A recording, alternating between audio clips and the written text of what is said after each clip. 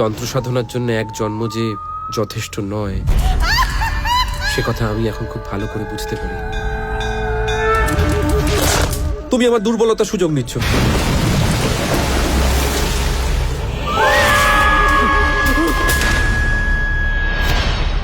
মায়ের কথা রাগ করতে নেই।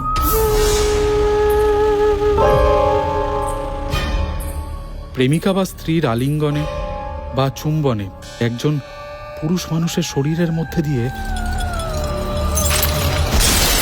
যে জীবনী শক্তি প্রবাহিত হয়, সেই সব রকম সৌভাগ্য থেকে বঞ্চিত ছিল এই ফণীভূষণ। কি হয়েছে আপনার সঙ্গে? সেটাই তো রহস্য।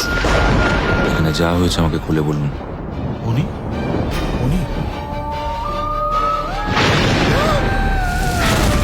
আমার সাথে এরকম খেলা কেন খেলছো মা?